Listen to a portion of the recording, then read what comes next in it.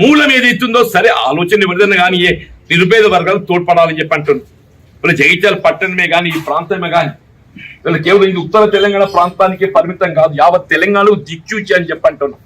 ఇది యావత్ తెలంగాణకు దిక్చూచి అని చెప్పి అంటున్నా. కాబట్టి వారు కేసీఆర్ గారు ఏదైతుందో జగిత్యాలలో బహిరంగ సభ ఏర్పాటు చేయాలని చెప్పి తలంచి వారి జగిత్యాలలో బహిరంగ సభ ఏర్పాటు చేసి తలంచడానికి కారణం ఏదైతున్నదో ఏ ఉత్తర తెలంగాణకు జగిత్యాల ఏదైతుందో నడిగడ్డ ఇది ఏదైతే దిక్కు భావిస్తామో ఉత్తర తెలంగాణ యావత్ తెలంగాణకి ఏదైతుందో ఇది మార్గదర్శనం కాబోతుంది అని చెప్పండి. రేపు 20 తారీఖు సమావేశం ఏదైతుందో యావత్ తెలంగాణ ప్రజానికే మనం గమనిస్తున్నారు అసలు ఏం కాబోతుందో జగిత్యాల. వాళ్ళు ఒకప్పుడు ఏదైతుందో 78లో జగిత్యాల జైత్ర యాత్ర అది జగిత్యాల జైత్ర యాత్ర చర్చలు ఉండే అమ్మా.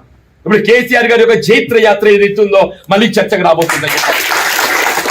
జగిత్యాలలో కేసీఆర్ గారి జైత్ర యాత్ర ఏదైతుందో మళ్ళీ చర్చలకు రాబోతుందని చెప్పండి. ఏదైనా ఇందులో భాగస్వాములు కావటం మనందరి యొక్క అదృష్టంగా భావించాలని చెప్పంటున్నా. నేను కేసీఆర్ గారికి కలిసినప్పుడు మీరు కూడా ఉండమ్మా సాక్షి. నేను అంతా చెప్పాను మీతో కలిసి ప్రయాణం చేసుడు ఏదైతుందో ఒక విధంగా నా కర్మ సిద్ధాంతాన్ని నమ్ముతాను, నేను దేవుడు చూపిన మార్గం అనుకుంటాను చెప్పి తప్పకుండా భవిష్యత్తు లోపల ఏదైతుందో తెలంగాణ రాష్ట్ర నిర్మాణం పునర్నిర్మాణం కొరకు భవిష్యత్తు కేసీఆర్ గారు ముఖ్యమంత్రి కావడమే దానికి ఏకైక మార్గం అని చెప్పాను. కేసీఆర్ గారు ముఖ్యమంత్రి కావడానికి కొరకు తిరిగి రాష్ట్రంలో బీఆర్ఎస్ ప్రభుత్వం ఏర్పడటానికి కొరకు అందరం కూడా కలిసి కట్టుగా ఏదైతుందో మరి కలిసి ప్రయాణం చేద్దాం. మరి బీఆర్ఎస్ పార్టీ బలోపేతం దానికోసం అందరూ కృషి చేద్దామని చెప్పి అంటున్నా. ఇందులో భాగంగా సోదరుడు హరిచరణ్ పాత మిత్రుడు వారు ఇక్కడ జిల్లా పరిషత్ వైస్ చైర్మన్ గా ఇప్పుడు కృషి చేసిండు. బీఆర్ఎస్ పార్టీ ఆవిర్భావంకి వెళ్ళి కూడా వారు బలోపేతంగా పనిచేస్తుండ్రు. వారందరినీ మనందరికీ కలిసి ఒక వేదిక ఏర్పాటు చేసేందుకు వారికి ప్రత్యేక ధన్యవాదాలు చెప్తున్నారు. పాల్గొన్నట్టు సోదరి వసంత సురేష్ గారు, మా పెద్దన్న పురుషోత్తమరావు గారు వారు ఇప్పుడే అన్నారు నాకు రాజకీయంగా ఏ పొలిటికల్ పార్టీ కమిట్మెంట్ అని లేకున్నా కానీ వీళ్ళ సోషల్ జస్టిస్ వీళ్ళ సమాజంలో ఏదైతుందో ఒక బాధ్యత గల పౌరుడిగా నాది కూడా బాధ్యత ఉంటుంది, అంటే వారిది కూడా బాధ్యత ఉంటుంది.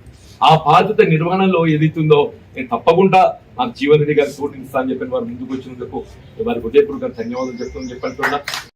ప్రాణహిత నదీ జలాలు వినియోగులు రావాలి అని అంటే మీరు తుమ్మడి ఏడవ బ్యాజ్ నిర్మాణం చేసేటువంటి ఒక మీరు ఆలోచన లేదు, చొరవ లేదు. వీళ్ళు మిగిలేదు మేడిగడ్డను మనం పునరుద్ధరింపజేసుకోవాలి. ఇప్పటికైనా కానీ ఏదైతుందో ఈ ప్రభుత్వం ఇంకా 2 ఏళ్ళు ఉండబోతుందా, ఇంకా 2 ఏళ్ళు ఉండబోతుందని చెప్పంటున్నా. ఇప్పటికైనా కళ్ళు తెరిచింది. ఇప్పటికే కళ్ళు తెరిచి ఇన్ని దాకా ఏమనుకున్నది మేడిగడ్డ సాగు పెట్టి కేసీఆర్ గారిని దోషిగా నిలబెట్టే ప్రయత్నం చేసింది. కేసీఆర్ దోషి కాదు, ఈ తెలంగాణ రాష్ట్ర భవిష్యత్తు నిర్మాణం చేసినటువంటి ఒక స్ఫూర్తి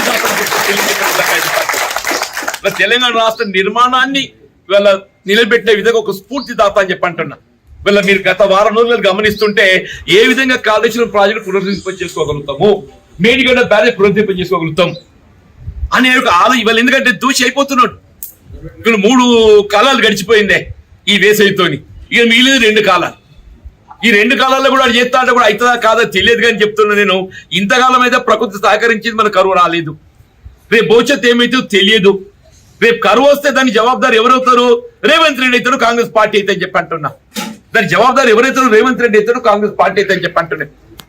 దానికి ఏదైతుందో అదేదో ఇవాళ జ్ఞానోదయం అయినట్టు ఏదైతుందో ఏ సంతోషం. ఇప్పటికైనా we welcome it. Kaleshwaram project పునరుద్ధరింపబడటమే ఇలా తెలంగాణ రాష్ట్ర భవిష్యత్తుకు అది ఏకైక మార్గం అని చెప్పంటున్నాను. ఇప్పటికైనా కాంగ్రెస్ ప్రభుత్వం రేవంత్ రెడ్డి గారు వాస్తవానికి అనుగుణంగా కళ్ళు తెరిచినందుకు నేను సంతోషం అని చెప్పంటున్నాను. ఇవాళ మేడిగడ్డ కానీ అన్నారం కానీ సుందర బ్యారేజ్ నిర్మాణం తక్షణం పునరుద్ధరింపజేయబడాలి. మరి సంవత్సర కాలంలో చేసే సంతోషం నాయన.